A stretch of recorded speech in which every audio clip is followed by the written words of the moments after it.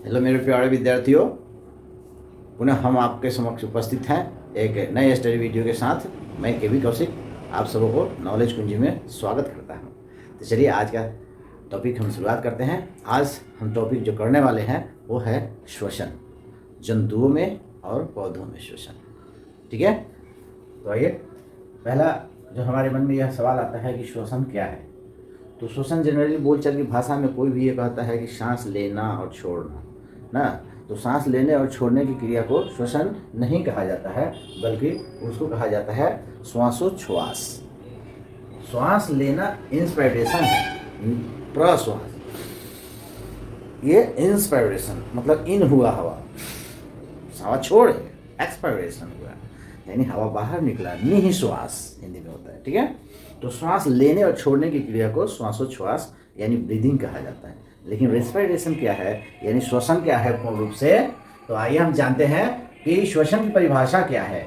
श्वसन की परिभाषा में यह सामान्य रूप से हम देखते हैं कि श्वसन उन समस्त क्रियाओं का सम्मिलित रूप है जिसमें हम फेफड़े से ऑक्सीजन लेकर उनका इस्तेमाल ग्लूकोज के ऑक्सीकरण करके और हम शरीर के कोशिकाओं में ऊर्जा प्रदान करते हैं और कार्बन डाइऑक्साइड पुनः उन कोशिकाओं से फेफड़े के पास पहुंच करके नाक से बाहर निकल जाता है। इन समस्त प्रक्रियाओं को हम श्वसन कहते हैं ना। तो एक तरह से देखा जाए तो श्वसन परीक्षा में पूछता है कि श्वसन किस प्रकार की रासायनिक अभिक्रिया है। श्वसन में भी एक रासायनिक अभिक्रिया होती है, जैसा कि आप जानते हैं कि ग्लूकोज जो है श्वसन के ईंधन के रूप में कार्य करता है, C6H12O6। ग्लूकोज जो है कोशिका का ईंधन के रूप में कार्य करता है। श्वसन में क्या होता है, ऑक्सीजन हमारे ब्लड के द्वारा हमारे सभी कोशिकाओं में पहुंचता है और वहां पे माइटोकॉन्ड्रिया में पहले से उपस्थित ग्लूकोज का दहन होता है। दहन होने से हमें कार्बन डाइऑक्साइड प्राप्त होता है, जल प्राप्त होता है और ढेर सारी ऊर्जा मुक्त होती है, जो एटीपी के रूप में हमारे शरीर में संचित रहता है। 1 ग्राम एटीपी के मोचन में, ऊर्जा मोचन में 30.5 किलो जूल प्रति मूल जो है ऊर्जा मुक्त होती है। ये भी इंपॉर्टेंट क्वेश्चन परीक्षा में पूछा जाता है। तो ये थी श्वसन की परिभाषा। चाहे वह पेड़ पौधे हो चाहे जंतु हो, का संश्लेषण के उपोत्पाद के रूप में क्या बनता है, ऑक्सीजन निकलता है, जबकि श्वसन के उपोत्पाद यानी बाई प्रोडक्ट के रूप में क्या निकलता है, कार्बन डाइऑक्साइड, जो हमारे शरीर के लिए आवश्यक नहीं है, वो शरीर से बाहर निकाल दिया जाता है। उसके बाद आता है कि हमारे शरीर में जो श्वसन की जो क्रिया होती है तो ग्लूकोज के विखंडन होते हैं और यह विखंडन की कई पथ होते हैं ना। श्वसन जो होता है, वायवीय श्वसन होता है, वो 2 चरणों में संपन्न होता है। श्वसन जो है 2 तरह का होता है, एक होता है वायवीय और दूसरा होता है अवायवीय। वायवीय श्वसन को क्या कहते हैं हम, वायवीय श्वसन को कहते हैं आक्षी श्वसन भी कहा जाता है और अवायवीय श्वसन को अनाक्षी श्वसन भी कहा जाता है। अर्थात ऐसा श्वसन जिसमें ऑक्सीजन की आवश्यकता नहीं होती है वो अनाक्षी श्वसन है, और मतलब निगेटिव, और जिसमें लग जाता है वो निगेटिव हो जाता है ना। और ऑक्सी श्वसन जिसमें ऑक्सीजन की आवश्यकता होती है। तो ऑक्सी श्वसन भी अनाक्षी श्वसन से होकर गुजरने के बाद दूसरे चरण में ऑक्सी श्वसन होता है। यानी माइटोकॉन्ड्रिया में ऊर्जा के उत्पादन से पूर्व भी एक क्रिया होती है जो कि जीव द्रव में होता है ना, जो कि सेल के जो जीव द्रव होते हैं, कोशिका द्रव, साइटोप्लाज्म ना, उस साइटोप्लाज्म में होता है पहला प्रोसेस होता है। श्वसन के 2 चरण होते हैं। तो पहले चरण में क्या होता है, तो आइए देखते हैं। यहाँ पे ग्लूकोज के विखंडन होता है किन चरणों में। तो प्रथम चरण में ग्लूकोज जो है एक 3 कार्बन परमाणु वाले पाइरूवेट में विखंडित होता है। ठीक है, और यह चरण जीव द्रव में अगर होता है तो ऑक्सीजन की अनुपस्थिति में ग्लूकोज से पाइरूवेट और एटीपी निर्माण हो जाता है कुछ जीवों में। तो आप देख सकते हैं कि ऑक्सीजन की अनुपस्थिति में ईस्ट में एक क्रिया होती है जिससे इथेनॉल और कार्बन डाइऑक्साइड तैयार होता है ना। ऑक्सीजन की अनुपस्थिति में पाइरूवेट जो है इथेनॉल और कार्बन डाइऑक्साइड में टूटता है और इस क्रिया को किण्वन कहा जाता है, फ्रेगमेंटेशन कहा जाता है, जो कि ईस्ट में होता है। ठीक है, इसके द्वारा जो है व्यापारिक विधि से इथेनॉल यानी अल्कोहल तैयार किया जाता है। शराब बनाने की विधि किण्वन के रूप में, फ्रेगमेंटेशन के रूप में ईस्ट का इस्तेमाल किया जाता है। उसके बाद दूसरा पथ जो आता है वो ऑक्सीजन की उपस्थिति में, जो कि हमारे शरीर में होता है माइटोकॉन्ड्रिया में, जिससे हमें कार्बन डाइऑक्साइड, जल तथा एटीपी के रूप में ऊर्जा प्राप्त होती है सभी जीवों में ना, जीवधारियों में, खास करके वैसे जीवधारी जो फेफड़ा से श्वसन करते हैं, जो ट्रैकिया से श्वसन करते हैं, यानी वो ऑक्सीजन ग्रहण करते हैं वायुमंडल में रह करके। दूसरा चरण जो आता है पेशियों में, कभी कभी हमारी पेशियों में क्या होता है कि लैक्टिक अम्ल का निर्माण होता है, ऑक्सीजन का अभाव हो जाता है। एकाएक कोई खिलाड़ी, कोई मेहनतकश इंसान है, मेहनत करता है, वो दौड़ने लगता है, एकाएक क्रैम्प आ जाता है, वहाँ ऑक्सीजन नहीं पहुँच पाता है, हमारी मांसपेशियों में ऑक्सीजन नहीं पहुँच पाता है, तो किस एसिड का निर्माण हो जाता है? लैक्टिक एसिड का निर्माण हो जाता है। इससे से बहुत सारे इंपॉर्टेंट क्वेश्चन पूछे जाते हैं कि किण्वन की क्रिया किस जीव के द्वारा की जाती है, तो ईस्ट में होता है। किण्वन में बनता क्या है? तो इथेनॉल बनता है। यहाँ पे ये इंपॉर्टेंट है कि इथेनॉल तैयार होता है, इथेनॉल पर कार्बन डाइऑक्साइड बनता है ना। ऑक्सीजन की उपस्थिति में यह दूसरे चरण में माइटोकॉन्ड्रिया में ऊर्जा उत्पन्न होती है, एटीपी के रूप में होती है। यहाँ एक इंपॉर्टेंट क्वेश्चन है कि एटीपी से कितनी ऊर्जा प्राप्त होती है? ग्राम एटीपी के मोचन से 30.5 किलो जूल प्रति मोल ऊर्जा प्राप्त होती है। यहाँ ये इंपॉर्टेंट है। इसके अलावा है कि हमारी पेशियों में, हमारी मांसपेशियों में ऑक्सीजन के अभाव में कौन सा अम्ल बनता है जिससे हमारे मांसपेशियों में दर्द होता है ना, दर्द होता है या क्रैम्प होता है खिलाड़ियों में, तो ये है लैक्टिक एसिड। ठीक है, अब हम आगे चलते हैं कि अवायवीय श्वसन और वायवीय श्वसन में आखिर डिफरेंस क्या है ना। अवायवीय और वायवीय श्वसन में निश्चित रूप से अगर वायवीय श्वसन हो रही है तो उसमें ऊर्जा एटीपी के रूप में मुक्त हो रही है, उसमें ऊर्जा जो है अवायवीय श्वसन की अपेक्षा ज़्यादा मुक्त होती है। इट मीन्स दैट कि जिनको ज़्यादा ऊर्जा की आवश्यकता होती है वो वायवीय श्वसन करते हैं, यानी उच्च कोटि के जीव आते हैं, बहुकोश के जीव आते हैं, छोटे छोटे जीव जो होते हैं अवायवीय। अब ईस्ट देख लीजिए क्या है, अवायवीय श्वसन होता है, तो उसको ऊर्जा की कम आवश्यकता होती है, अतः उसमें ऑक्सीजन नहीं भी होगा तो भी वो ऊर्जा का निर्माण कर लेते हैं ना। तो अवायवीय की अपेक्षा तो अवायवीय श्वसन में ऑक्सीजन की आवश्यकता नहीं होती है, वायवीय में ऑक्सीजन की आवश्यकता होती है। अवायवीय श्वसन एक चरण में होता है, वायवीय श्वसन 2 चरणों में संपन्न होता है। अवायवीय श्वसन में जितनी ऊर्जा मुक्त होती है उससे कम ऊर्जा जो है, उससे ज़्यादा ऊर्जा जो है वायवीय श्वसन में मुक्त होता है।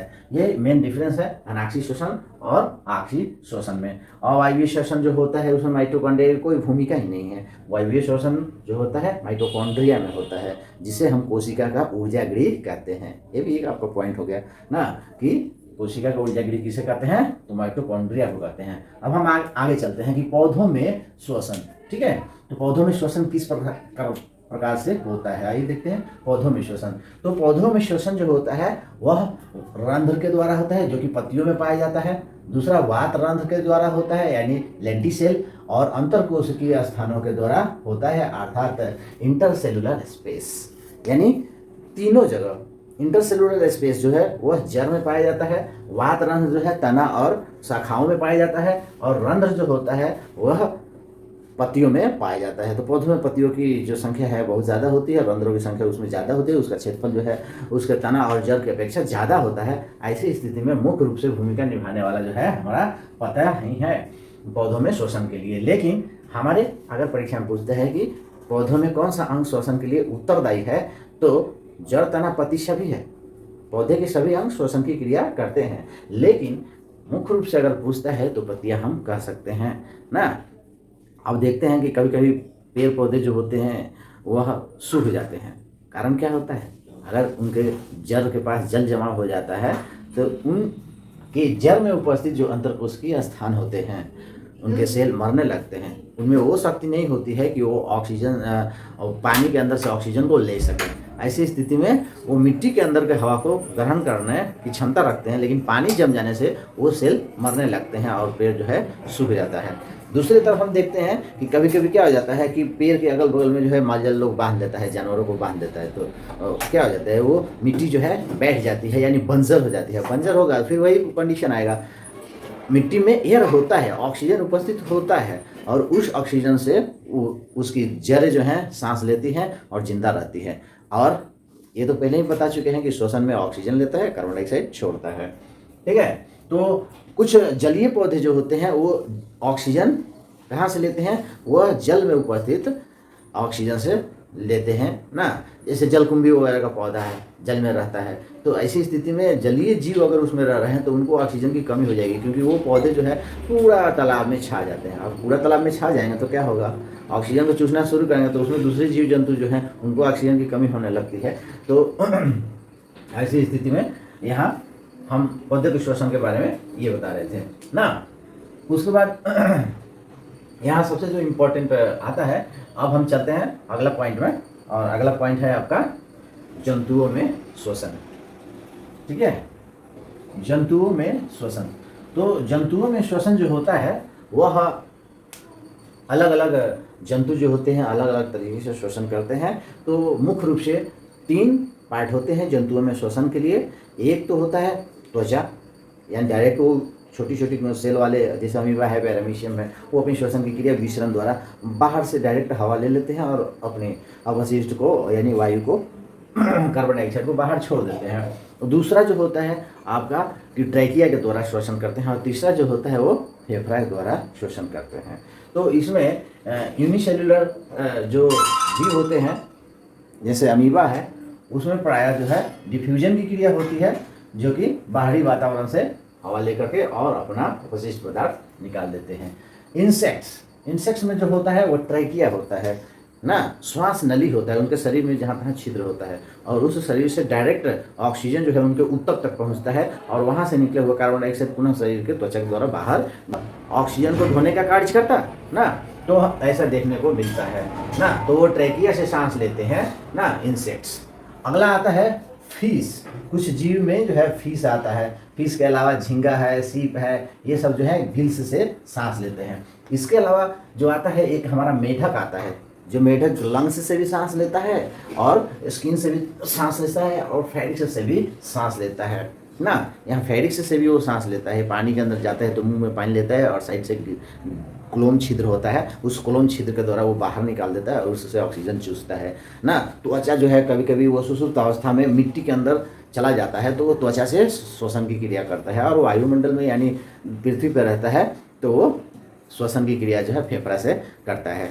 इसका नाम ही है, मेढक जो है किसके अंतर्गत आता है, जल स्थल चर ना, यानी उभयचर उसको कहा जाता है। एम्फीबिया जीव है ना। तो एम्फीबिया जीव है, उसके जीवन में भी कई चक्र होते हैं।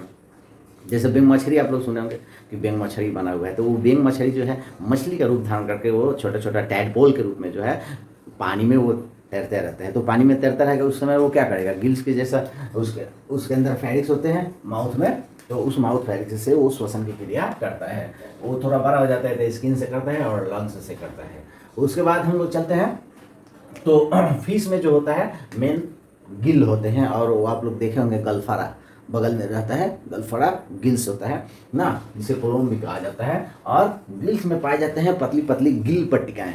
तो मछली कैसे सांस लेता है, मुंह खोलता है, ऐसे मुंह से पानी लेता है, और वो दोनों गलफारा से गिल पट्टिकाओं के द्वारा पानी जो छनते हुए बाहर निकलता है। आप देखे होंगे कि मछली अगर इक्वेरियम में खास करके जो शीशा का इक्वेरियम बनाया हुआ रहता है, इक्वेरियम कहा जाता है जीव जलशाला, तो उसमें मछली तैरती रहती है, तो उसके ध्यान दीजिएगा कि गलफारे से जो है बुलबुला निकलता है, तो वो क्या निकलता है, उसका श्वसन से निकलने वाला कार्बन डाइऑक्साइड गैस वो बुलबुला बाहर निकलते रहता है। ठीक है, तो वहाँ जो क्लोम होते हैं, क्लोम छिद्र, उसमें ब्लड में ऑक्सीजन चला जाता है।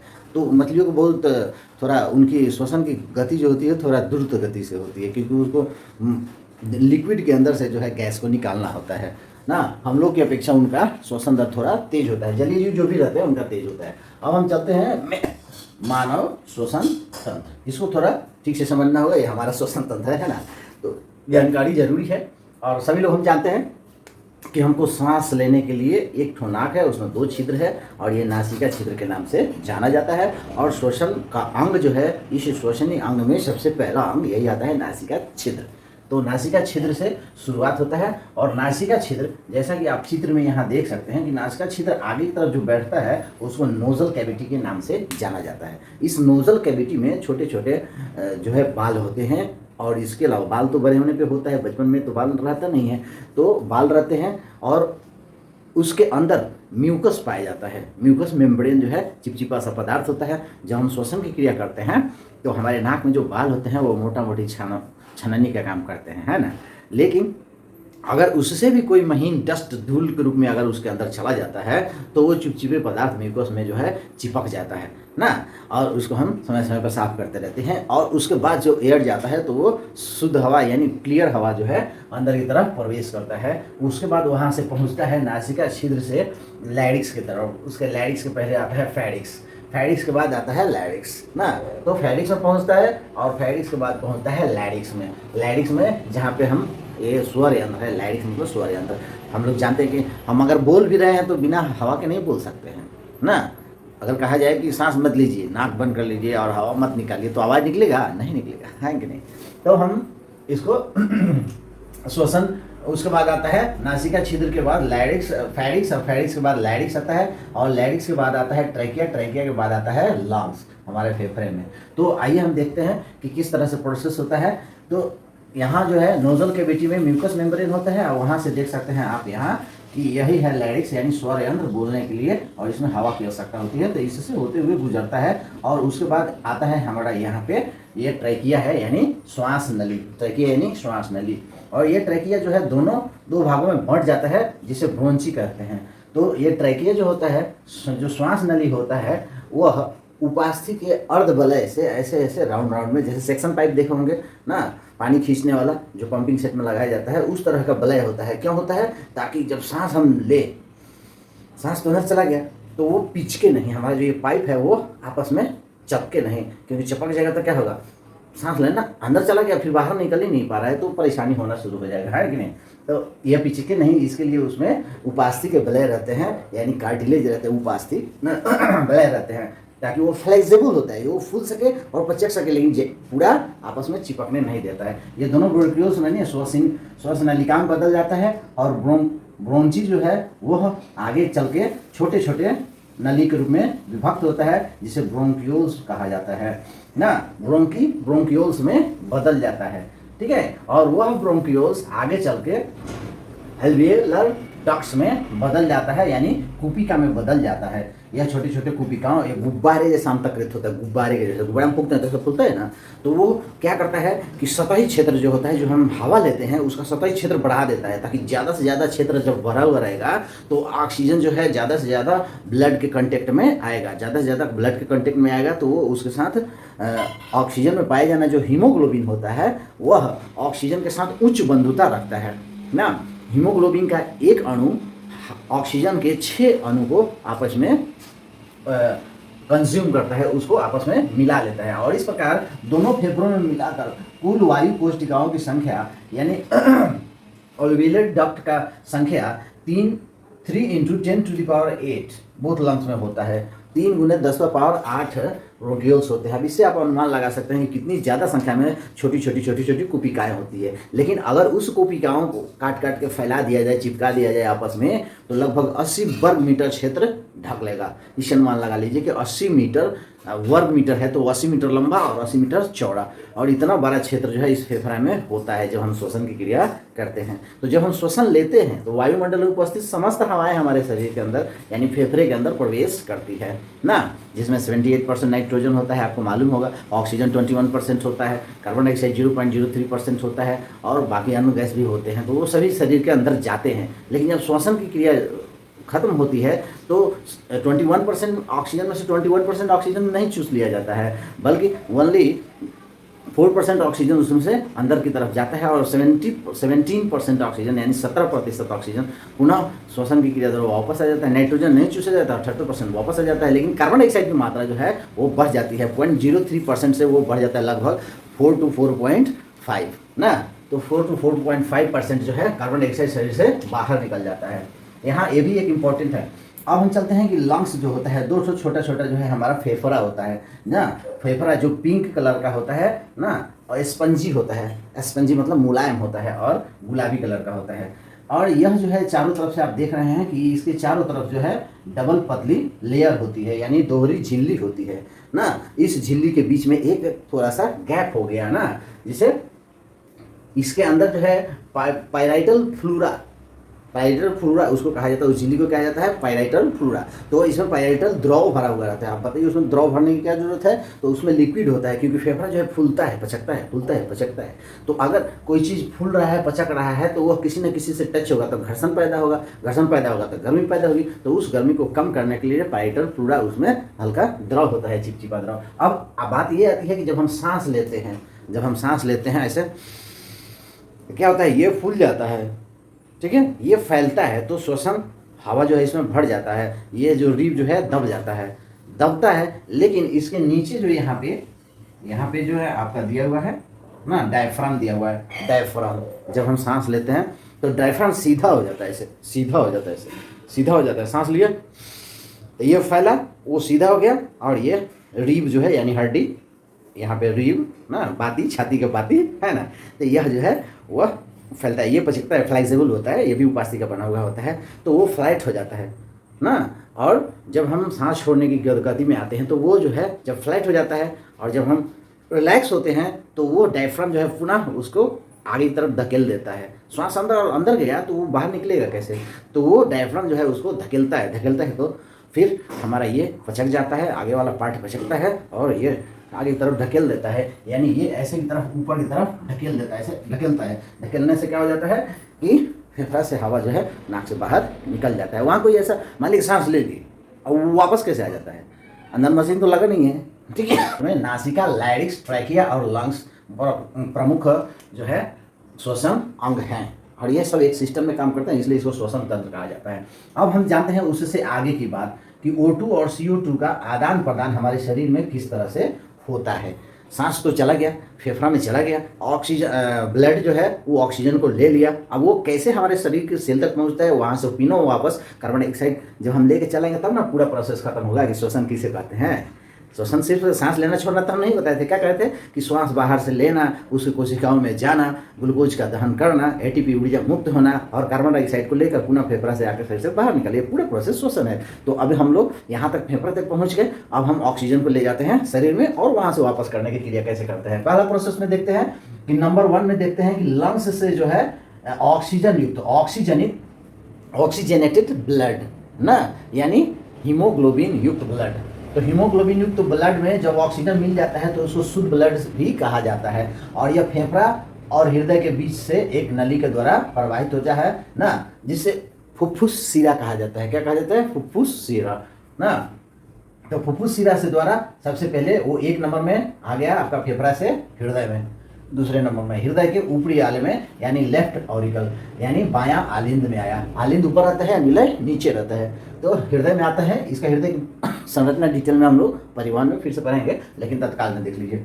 तो ऊपर से आता है हृदय में, और हृदय से पुनः ढकेल दिया जाता है कहाँ, शरीर में, शरीर के विभिन्न भागों में। तो ये शुद्ध ब्लड पहले जो है हृदय के बाएं भाग में आता है, और बाएं भाग में आने के बाद वो शरीर में धकेल दिया जाता है, और शरीर में आने के बाद वो ग्लूकोज से रिएक्शन करता है, ऑक्सीजन रिएक्शन करने के बाद कार्बन डाइऑक्साइड, जल तथा एटीपी के रूप में ऊर्जा प्राप्त होती है। ऊर्जा प्राप्त होने के बाद यह जो है पुनः एक अस्थायी यौगिक का निर्माण करता है, वो कार्बन डाइऑक्साइड पुनः हीमोग्लोबिन से मिल जाता है, और तब वो बनाता है कार्बोक्सी हीमोग्लोबिन।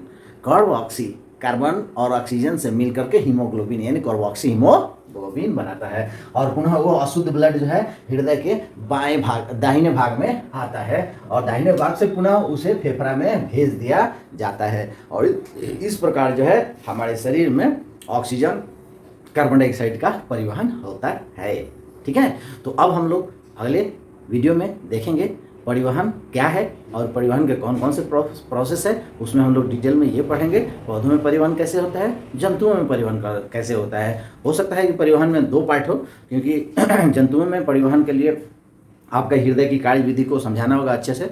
तो इसी के साथ ही ज़्यादा समय नहीं लेते हुए आप इस चैनल पर नए आए हुए हैं तो सब्सक्राइब कीजिए, अच्छा लगे तो लोगों को शेयर कीजिए, है ना। कोई समस्या हो तो कमेंट जरूर कीजिए। जय हिंद, जय भारत। फिर मिलते हैं हम अगले वीडियो में।